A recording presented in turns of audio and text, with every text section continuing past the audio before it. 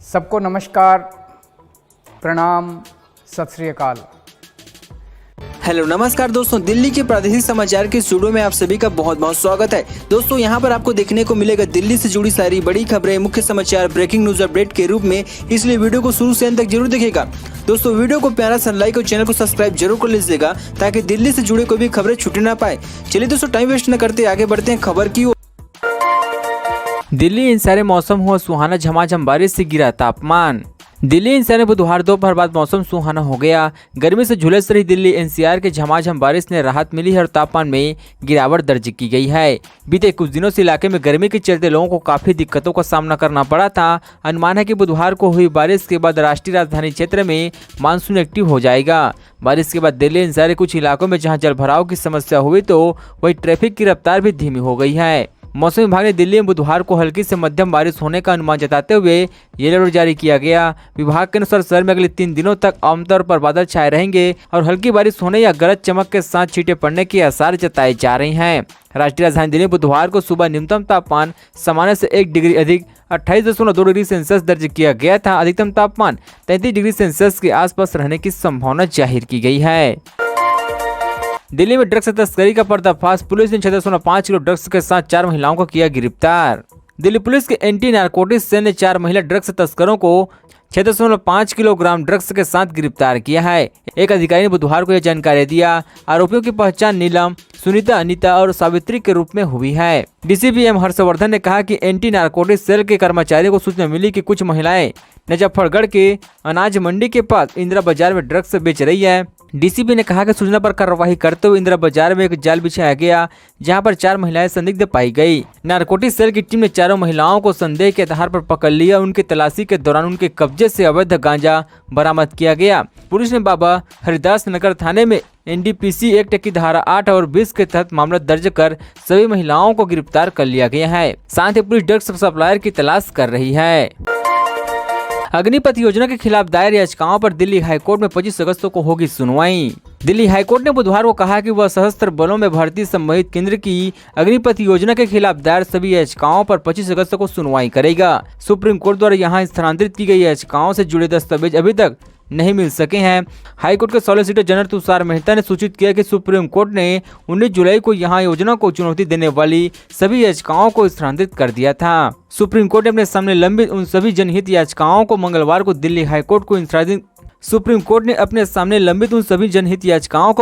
Delhi high court को स्थानांतरित कर दिया था, जिसमें सशस्त्र बलों में भर्ती से जुड़ी केंद्र सरकार की अग्निपथ योजनाओं को चुनौती दी गई थी।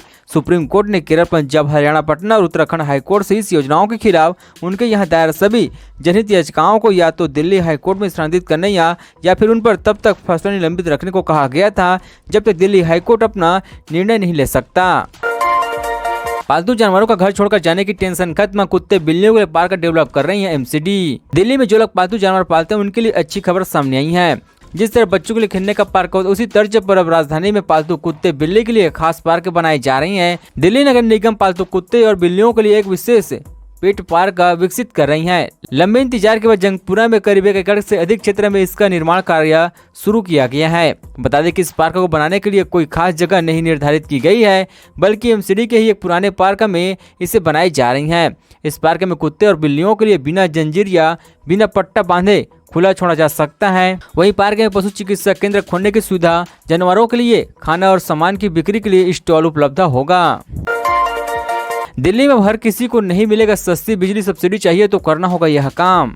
दिल्ली वासियों को अगले महीने के लिए यह बताना होगा कि उन्हें बिजली बिल पर सब्सिडी चाहिए या नहीं। दिल्ली सरकार अगले महीने यानी अगस्त में बिजली उपभोक्ताओं को बिल के लिए एक फॉर्म भेजी जाएगी। इस फॉर्म के उपभोक्ताओं को बताना होगा कि वो बिजली बिल पर सब्सिडी चाहते हैं या नहीं। अधिकारी ने बताया कि बिजली सब्सिडी आप इन फॉर्म में उपभोक्ताओं का उस विकल्प को चुन सकेंगे कि उनके बिजली पर सब्सिडी चाहिए या नहीं। सरकार ने लोगों की राय जानने के लिए ऑफलाइन व ऑनलाइन फॉर्म रखने के लिए एक मानक संचालक प्रक्रिया तैयार किया है, जिसे इस महीने मंत्रिमंडल के समक्ष मंजूरी के लिए पेश किए जाने की उम्मीद की जा रही है। वहीं एक अन्य अधिकारी ने बताया कि बिजली बिल विभाग द्वारा बिजली बिल के साथ ही इस फॉर्म को उपभोक्ताओं तक पहुंचाए जाने की योजना बनाई जा रही है। इस फॉर्म उपभोक्ताओं को बताना होगा कि वे बिजली सब्सिडी का लाभ लेना चाहते हैं या नहीं। इसके बाद उनके इस फॉर्म को संबंधित डिस्कॉम के क्षेत्रीय कार्यालय में जमा करना होगा। वही फॉर्म न जमा करने की स्थिति में यह समझा जाए कि उपभोक्ता सब्सिडी छोड़ने को तैयार है और उसे अक्टूबर के सामान्य बिजली दर पर शुल्क वसूला जाएगा। फॉर्म सितंबर के अंत तक जमा होंगे। सफदरजंग हॉस्पिटल के बाहर प्रसव के मामले स्वास्थ्य मंत्रालय से मांगी रिपोर्ट, परिजनों ने लगाई ये गंभीर आरोप। केंद्र सरकार द्वारा संचालित सफदरजंग अस्पताल द्वारा गर्भवती महिला को भर्ती करने के कथित तौर पर इंकार करने के बाद उसने अस्पताल के आपातकालीन विभाग के बाहर बच्चे को जन्म दिया। अस्पताल ने जहां ऐसे आरोप से इंकार किया है, वहीं इस मामले में केंद्रीय स्वास्थ्य मंत्रालय ने रिपोर्ट मांगी है। अस्पताल ने आरोप से इंकार करते हुए कहा कि उसकी नीति है कि किसी मरीज को भर्ती करने से मना नहीं किया जाता है और महिला को अस्पताल में भर्ती के कागजात दिखाए गए, लेकिन वह उन्हें लेकर लौटी नहीं। बच्चे को जन्म देने वाली महिला का वीडियो सोशल मीडिया पर वायरल हुआ है। वीडियो में कुछ महिलाएं प्रसव के दौरान गर्भवती महिला को साड़ी की आड़ में लेकर उनके चारों ओर खड़ी दिख रही है। मौके पर कुछ नर्स भी नजर आ रही है। महिला के परिवारों का आरोप है कि सोमवार को अस्पताल ने उसे भर्ती नहीं किया और उसे आपातकालीन विभाग के बाहर रात बितानी पड़ी।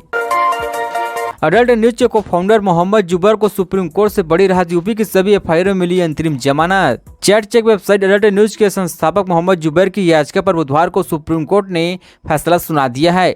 जस्टिस डीएम वाई चंद्रचूड़ और जस्टिस एसएन बोपन्ना की पीठ ने उनके अंतरिम जमानत दी है।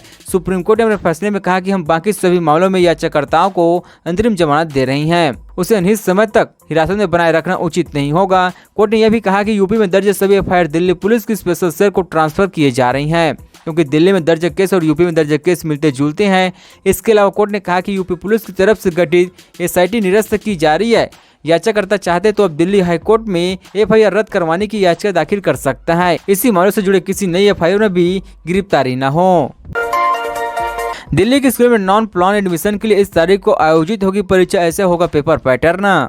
दिल्ली के सरकारी स्कूल में नॉन प्लान एडमिशन के तहत दाखिला लेने की इच्छा रखने वाले कैंडिडेट्स के प्रवेश परीक्षा देनी होगी। इस इंट्रेंस एग्जाम की तारीख साफ हो गई है। दिल्ली सरकारी स्कूल में क्लास 10वीं और 12वीं में नॉन प्लान एडमिशन के लिए प्रवेश परीक्षा का आयोजन 25 जुलाई 2022 के दिन किया जाएगा। इस दिन कॉमन एडमिशन टेस्ट का आयोजन सुबह 10 बजे से दोपहर 12 बजे के बीच होगा। इस समय डायरेक्टरेट ऑफ एजुकेशन ने निर्देश दिया है कि सभी स्कूलों के लिए जारी कर दिए गए हैं। सभी स्कूलों के इन दिशा निर्देशों का पालन करने के लिए कहा गया है। यही नहीं, 25 जुलाई को परीक्षा के आयोजन के बाद 2 दिन बाद यानी 27 जुलाई 2022 के दिन परीक्षा का परिणाम भी जारी कर दिया जाएगा।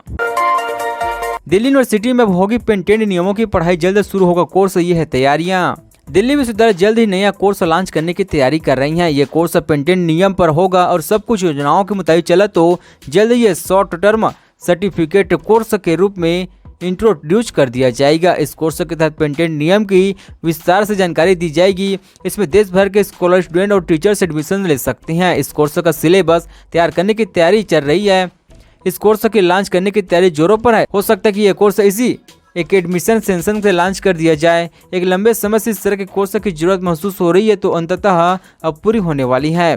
पहले पीएचडी के दौरान छात्रों को पेटेंट विषय में कुछ जानकारी दी जाती थी, लेकिन अब डीयू इस कोर्स की शुरुआत करके पेटेंट के विषय में गहराई से जानकारी देने की योजना पर काम कर रही है। पंजाब पुलिस ने मूसेवाला केस में वांटेड एक शूटर को एनकाउंटर में किया ढेर, ऑपरेशन जारी। अमृतसर पंजाब पुलिस ने गायक सिद्धूवाला मूसेवाला की हताहत में कथित तौर पर शामिल एक शूटर को मुठभेड़ में ढेर कर दिया है। पंजाब पुलिस का ऑपरेशन अभी जारी है। पुलिस ने एक और शूटर को इलाके में घेरने की आशंका जाहिर की है। अधिकारी ने बताया कि पंजाब पुलिस गैंगस्टर रोधी कार्यबल के साथ मुठभेड़ भड़काना गांव में जारी है।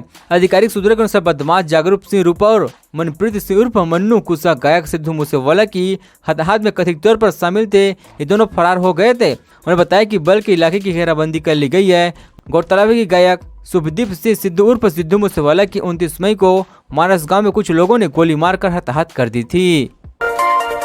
सरजी इमाम की जमानत पर कड़कनुमा कोर्ट में सुनवाई टली। अब 23 जुलाई को आएगा फैसला। देशद्रोह के मामले में जेल में बंद जेएनयू के पूर्व छात्र सरजी इमाम की जमानत की सुनवाई कड़कनुमा कोर्ट में सुनवाई टाल दी गई है। कड़कनुमा कोर्ट 23 जुलाई को आरोपी सरजी इमाम की जमानत पर फैसला सुनाएगा।